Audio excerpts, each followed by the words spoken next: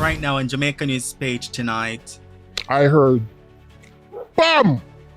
Bam bam! So I run out of the room. When I run out of the room and running down the hallway, they block the kitchen door. One of them braced the kitchen door and said, "Police business, you can't come in here." An alleged high-ranking Gaza gang member in Rockfort is among two alleged gang members shot and killed in separate incidents across Kingston within the past 24 hours. We're tracking the latest developments. Also tonight, a major drug bust in St. Thomas. Cocaine valued at millions of dollars is seized. What investigators are now revealing about the operation. And increased monitoring of cruise ships docking at the nation's ports as the government takes precautions against the possible Hantavirus risks. What you need to know about the rare but potentially deadly virus. Plus, there's good news tonight. We're not gonna give you no trouble. Going to do everything you say. We are gonna keep quiet and behave ourselves for today, a Teacher's Day. A special Teacher's Day tribute as we honor the dedication, passion, and impact of educators across Jamaica. Welcome or welcome back to Jamaica News Page tonight, news that keeps you connected to what's happening across Jamaica, and we're powered by viewers just like you. Please click subscribe and tap the notification bell to stay connected. Thank you for joining us. Garth Williams. Jamaica News Page tonight starts right now.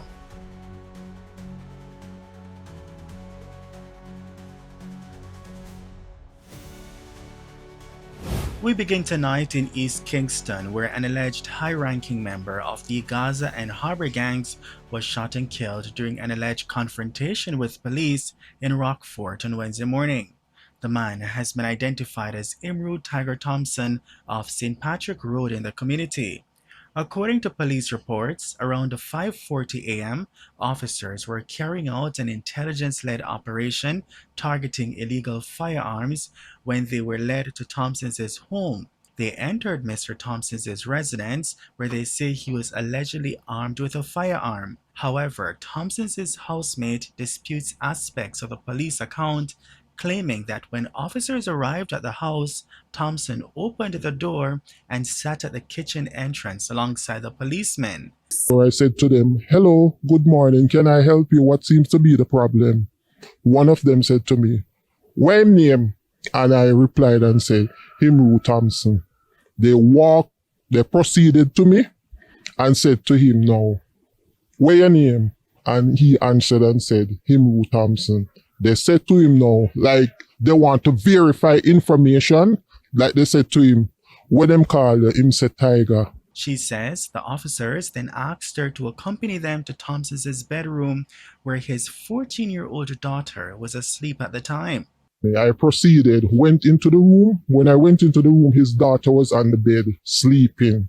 Because it was after 5, it's not time for school as yet, so I called out to her. I heard, BAM! Bam bam! So I run out of the room. When I run out of the room and running down the hallway, they block the kitchen door. One of them braced the kitchen door and said, "Police business, you can't come in here." According to investigators, Thompson pointed his firearm at the police, prompting them to open fire. He was shot during the incident, and the firearm, loaded with 4 cartridges, was reportedly seized. Thompson was taken to the Kingston Public Hospital, where he was pronounced dead. Police say intelligence suggested Thompson was a senior figure within the Gaza and Harbour gangs operating in Rockfort. Investigators also noted that Thompson had previously been convicted for shooting and malicious destruction of government property after allegedly opening fire on a police patrol vehicle in 2010. He was released from the Tower Street Adult Correctional Center last August. Since then, police claim he had been linked to a stolen motor vehicle ring and was frequently seen armed along St. Patrick Road. Meanwhile, in a separate incident in Denham Town, another alleged gang member linked to the 666 gang was shot and killed by police during an operation on Wellington Street shortly before 7 o'clock Tuesday morning. The man has been identified as Mark Allen of Wellington Street in Denham Town. Reports are that about 5:35 a.m., members of the Kingston Western Special Operations Unit were conducting an operation in the community targeting wanted men, illegal firearms, and unauthorized ammunition. During the operation, the team reportedly went to one of the targeted premises and announced their presence. After receiving no response, the officers breached the door to gain entry. However, it is not clear whether a warrant had been obtained to enter the premises. Police say upon entering the premises, they encountered Allen allegedly armed with a firearm.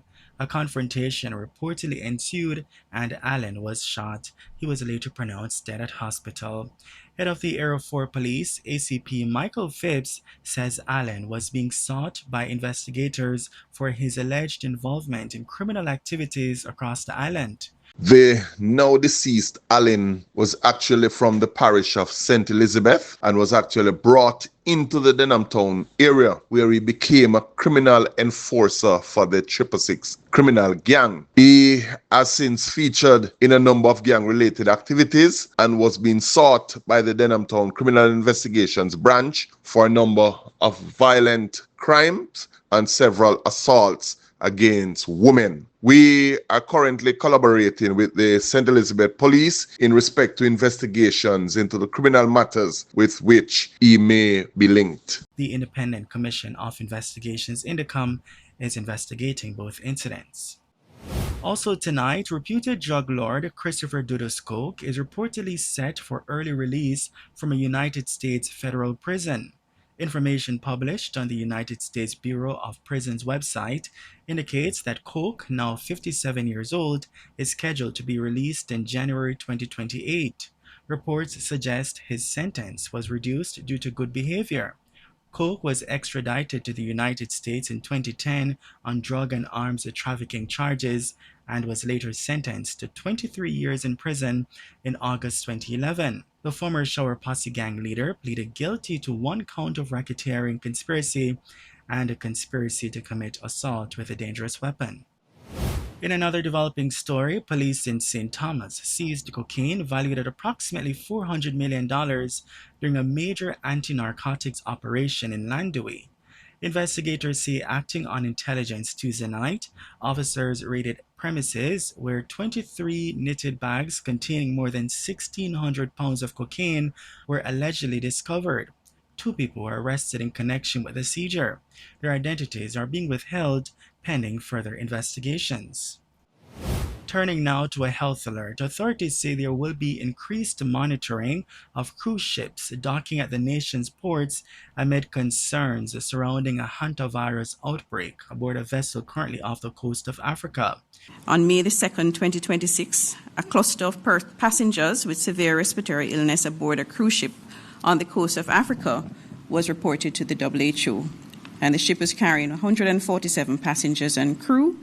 On the 4th of the 5th, 7 cases were reported, 2 lab-confirmed Hantavirus and 5 suspected cases, and of these 7, there were 3 deaths. So Hantavirus is a family of viruses that cause severe illness and can cause death. And in humans, it leads to the hantavirus pulmonary syndrome, hantavirus hemorrhagic fever, and renal syndrome. So, and these illnesses are severe illnesses that can lead to death. We generally start out with fever, GI symptoms, progression to pneumonia, acute respiratory distress syndrome, and shock. And the management, as on the ship, has been case isolation, medical evacuation, of course, necessary investigations, and really getting persons to the critical care that they need.